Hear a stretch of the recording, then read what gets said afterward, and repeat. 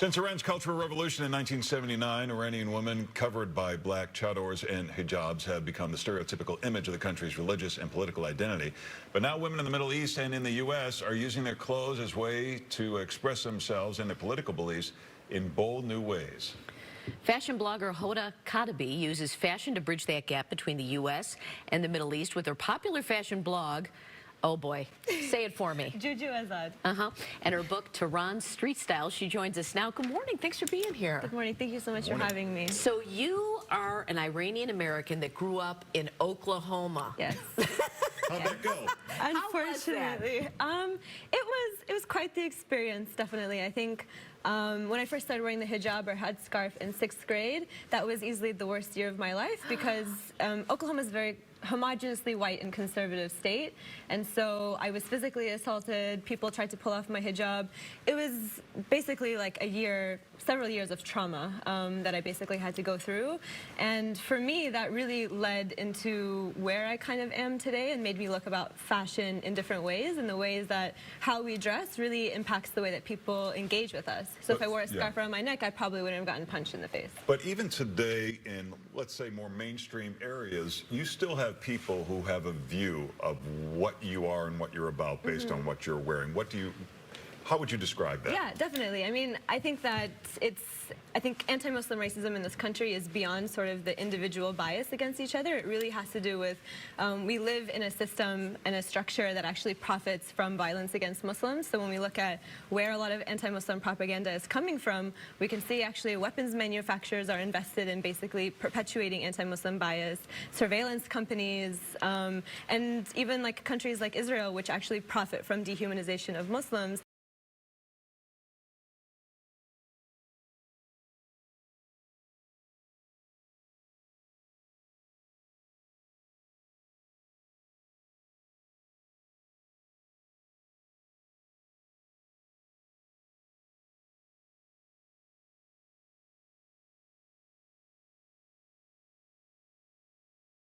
Would like to see Iran go back to that before women were wearing hijabs, or would you like to be meeting somewhere in the middle? Yeah, I think these photos being seen out of context is always really decontextualizing what actually was taking place in the country. So the people who dressed in the sort of Western dress that we're seeing now are actually a very minority group of people. They were upper class people. So if you wore a hijab, there's actually a period of mandatory unveiling where someone could actually pull the hijab off of you. So it was an incredibly violent time and very intolerant.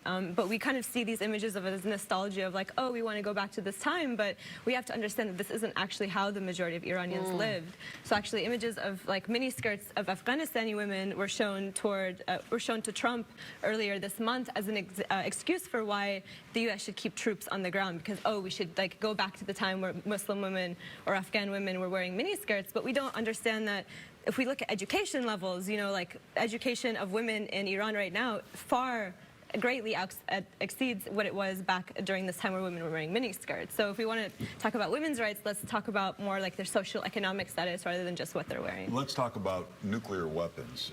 Okay. Our viewers, some of our viewers may say, we cannot trust Iran. What are your thoughts? I mean, I don't think we can trust this country. I mean, what has this country done to the majority of the countries in the Middle East? You know, like, I don't think Iran's having nuclear weapons. I'm a pacifist. I don't believe in violence.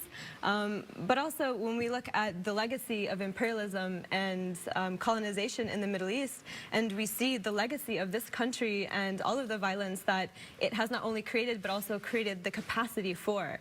A lot of these weapons in the Middle East are completely brought in by the United States. A lot of Americans might take offense to that. You're an American. You don't sound like an American when you say that. You know what I mean? That's because I've read, you know, and I think that it's really important that we look beyond sort of these really simple narratives that we're told, whether it's about Muslim women, whether it's about the legacy of this country, and knowing that this country literally was built on the backs of black slaves and after the genocide of indigenous people. And I think there's a lot that we can be proud about, but I think that we shouldn't let that sort of blindside us for the realities of the situation. Well, you can check out Hoda's blog at jujuazad.com, and you have a fashion show coming up. Tell us us about that. Or you're going to be, you're getting collection. a co-op Yes. together. So I'm working on a sewing refugee co-op of women here in Chicago. So basically trying to support Muslim women and immigrants and refugees here who already have sewing skills but may not speak English or may need childcare while they're on the job. So making sort of work accessible to them. And they can find out about that on your blog. Yes, they can. All right. Thanks so much for being here. Thank you so much Hey, for Paul. having me.